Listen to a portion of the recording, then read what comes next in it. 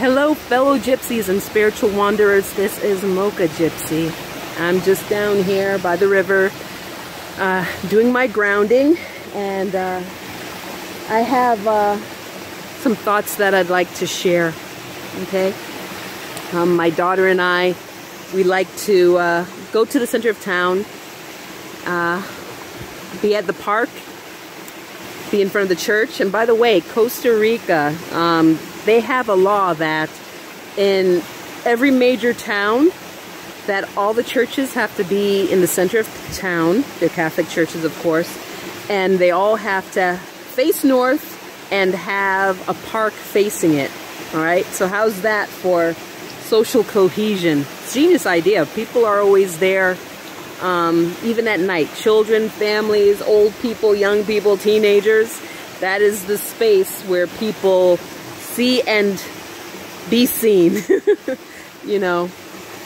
But anyhow, what we like to do, usually my daughter and I, we like to go to the church. They're always having mass throughout the day and throughout the evening. But we go in between masses where people are just like sitting, praying and such, and we just go in there for a few minutes. It clears my mind. It makes her feel good, you know. And on either side, you know, when you go in, there are two shrines, one to Jesus on one side and then one to Mother Mary. And, you know, we go to both, you know, and I say my prayers to Mother Mary. And, you know, sit in the church for a little while, then we leave, all right? And my daughter told me a very interesting thing. She told me a very interesting thing yesterday. She mentioned to me when we were in the church that, you know, she rather, you know, I asked, oh, do you want to pray to the Jesus shrine? You know? And she said, no, I rather pray to Mother Mary. Okay, and she's 5. She's almost 6. And I just thought that was interesting because I totally get it. I totally get that. Because I know for myself, I tend to pray to, for good or for bad, I tend to pray to Mother Mary more.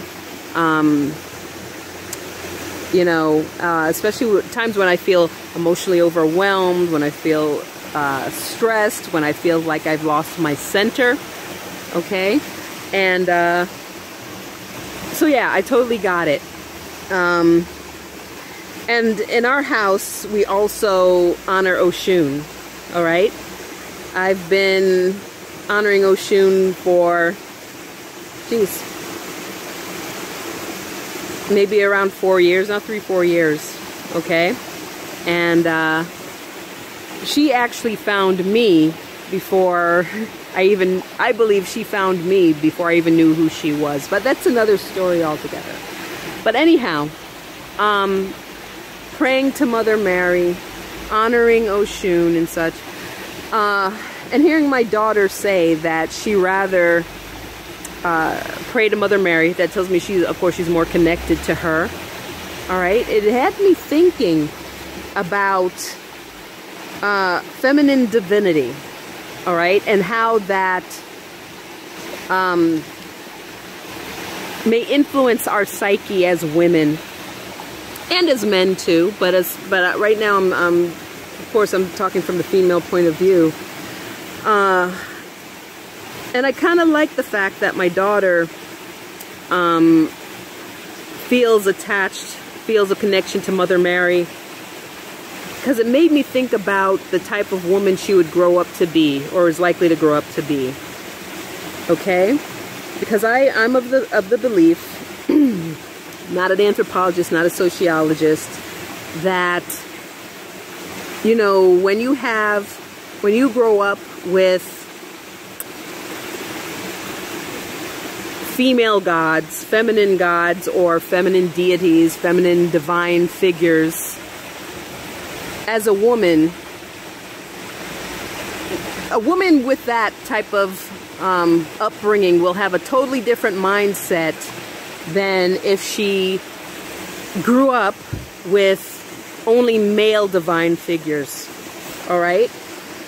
How she would place herself in the world, how she would see herself in relation to men.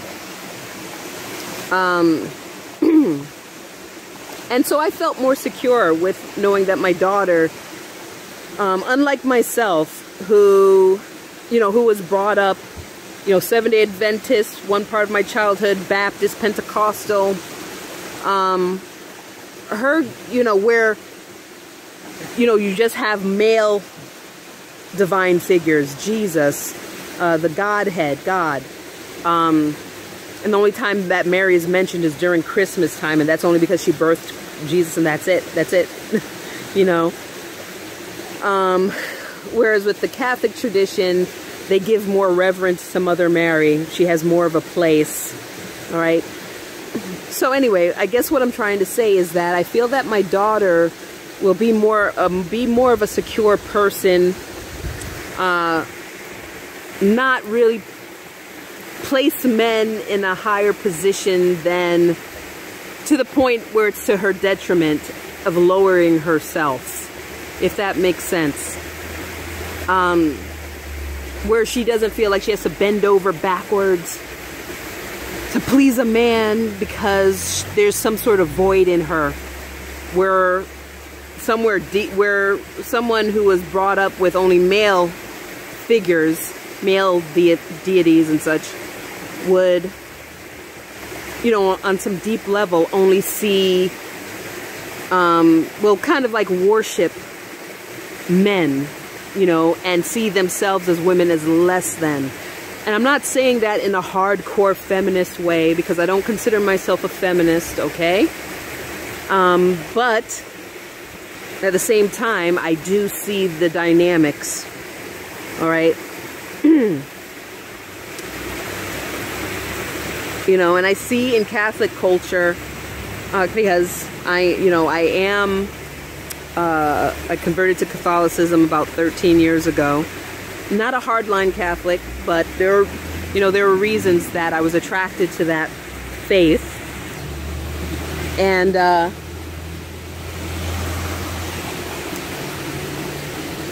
so yeah, so I guess what I'm just trying to say is I feel that, I feel a certain comfort knowing that my daughter sees the divine feminine, that she's, her first years of life, she recognizes the divinity of Jesus. She recognizes, people refer to God as he, personified as a, personified figure as a male. But she also sees the divinity of women, and therefore she can see the divinity of herself and the importance of herself. So she doesn't have to feel like, on some level, that she has to get her self-esteem and worth from a man, because he's the physical human representation of God. She can recognize that in herself as well. All right. And that also brings me to, how we in society, at least in Western culture, through movies, literature, we tend to see God, the Godhead, God figure, as a older white male, right? I don't have anything against older white males. I don't. But again, I'm just recognizing and pointing out, which came first?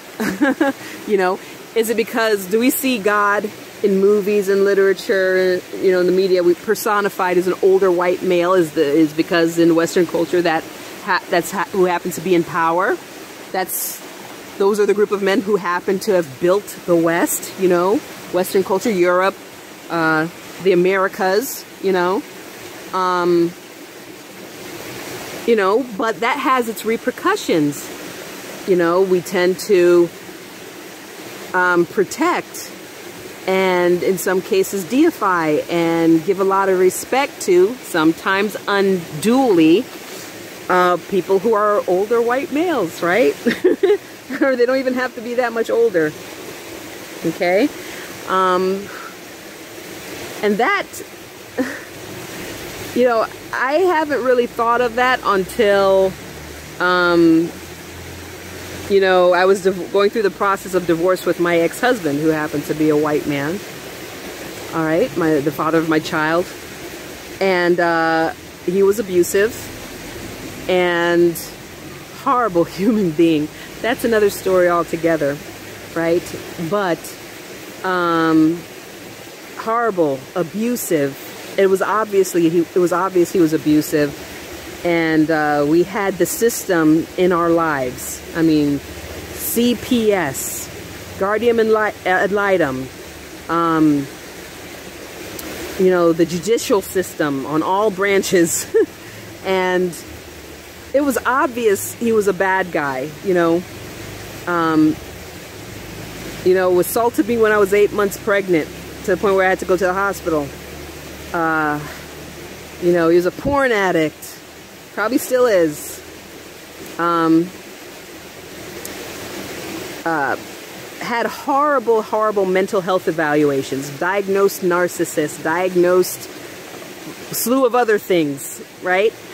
And the people within the system still took his side, right? They still took his side.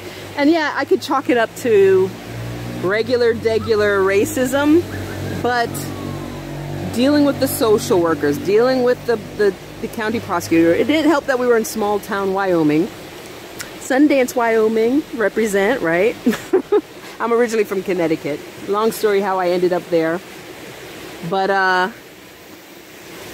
I knew it was, I felt on a spiritual level, it was more than just regular, like, racism. These people really, truly, first of all, they were very religious, people in that town. But they also had some sort of blinders on, like a veil was over them. Like they couldn't, when it came to a black woman up against a white man in a legal battle for the welfare of a young child, my daughter, at the zero level, they couldn't even comprehend that maybe I was the good guy. And they couldn't comprehend that he was the bad guy. Even though in black and white, paper reports, police photos, everything, you know, they still favored him. You know, and people from the outside who are familiar with the system, they couldn't even understand why he kept on getting these passes. But anyway, you know, I really believed on a spiritual level, on a deeper level, beyond just regular racism. They, you know, it had to do with how they pictured their God as a white male. And that might sound crazy to some of you listening, and some of you might get what I'm talking about. But they could not wrap their mind. They could not wrap their mind around him being a bad guy. Maybe if he was up against another, like another white person or another white male or something like that. But me being his polar opposite, anything good about me went in one ear, out the other. Social worker, lawyers, the judge. It was insane. It was insane. So who we see as God, who we see as divine, it makes a difference. It makes a difference in our own psyche and how society functions and how we treat each other. Okay? And the farthest you are away from who they see as God, who society sees as God, maybe the worse off you'll be, or the more unfairly treated you'll be. You know, that was definitely my case. That's a part of the reason why I'm in Costa Rica. Another story altogether, folks. But yeah. So, you know, back to my daughter.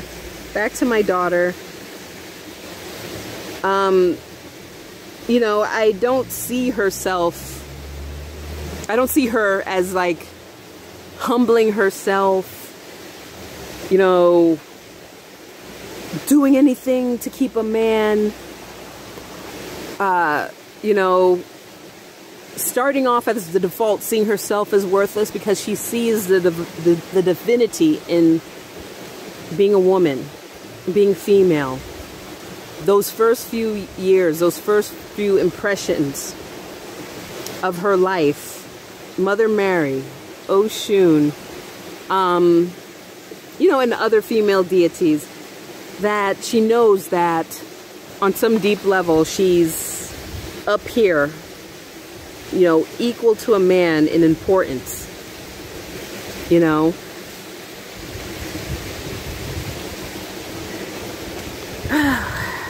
So these things matter. These things matter. And, you know, thinking back on my ex-husband, all right, you know, he was Protestant, Baptist, and I was a newly minted Catholic at the time. And the thing is, you know, as I mentioned, whenever I felt, you know, off-center, struggling with something, whatever it would be, I would pray to Mother Mary, and also, you know, do the Hail Mary prayers a couple times, and also with a few our Fathers and such, and that always steered me right. When I met my then husband, my ex-husband, he said, "Oh, that's wrong. You know, if you're not praying to Jesus, you're praying to demons. You know, things like that." And you know, he made a case for it, and I stopped praying to Mother Mary, you know, because I believed at the time it was wrong to do. Maybe the Catholics had it wrong and everything like that. And after I gave that up, I became lost. I lost my center. When he started to become abusive, you know, and they don't start off being abusive. They don't start off being horrible people, but there are tells, there are red flags. And when I became confused, like, of his behaviors, certain things weren't adding up, I need to find my center. I was rudderless because my you know, what would center me, what would ground me, was taken from me. I was led to believe that was wrong. So I just try to do like regular prayers, or looking up, you know, for answers on Google, this and that, asking friends this and that. And I couldn't get my center. And he was very much able to manipulate me and control me for a couple of years because of that. You know, now I completely understand that when one culture conquers another, when one peoples conquer another peoples, the first thing they do is get rid of their gods or their form of worship. Because once you take that away, you take away their center, and then they're not connected to themselves, they're not connected to what makes them strong and what makes them intuitive, to know to make the right moves for themselves, to do what's best for themselves. They're easy to control, manipulate, and destroy. And on a micro level, that's what my ex-husband was, that's what he almost managed to do to me, you know? And looking back, I think his real problem with me praying to Mary, him being the abusive, misogynist that he was, and proper Christian, of course, was that Mother Mary was feminine. She was a female, a divine female. So that's just important. Yeah. Mm-hmm. my daughter's going to the store with our neighbor. So, you know, so that, you know, I think that was the real problem with him, with me praying to Mother Mary, because at the end he proved not to be a true Christian anyway. So what was all that about? You know, because in his culture, what I like to say, and I'm not saying this, I'm trying not to say this with hate, white American Southern churchianity, because he was a Texan, Baptist Texan,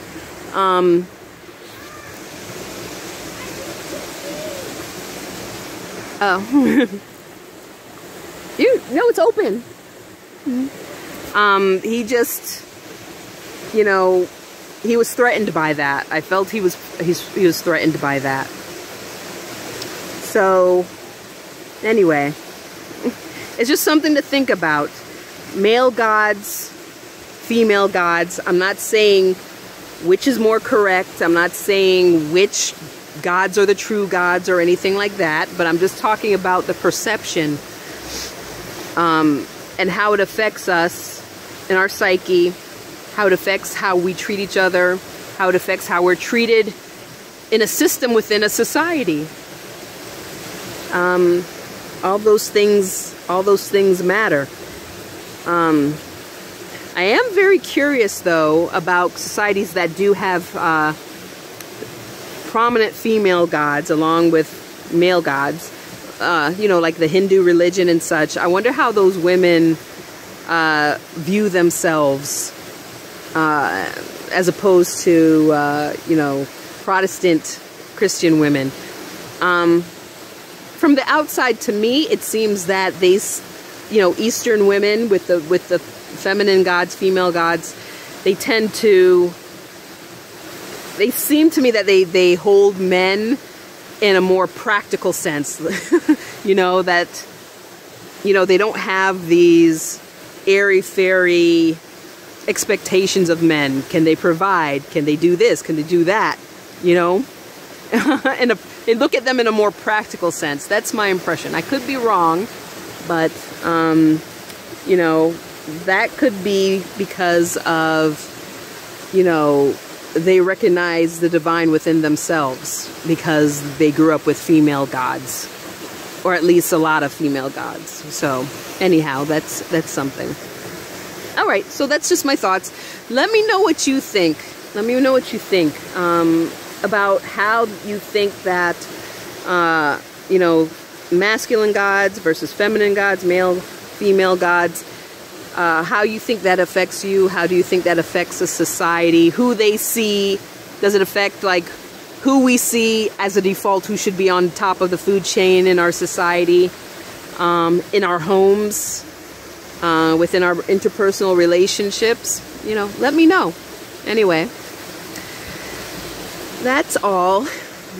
Peace out and be blessed.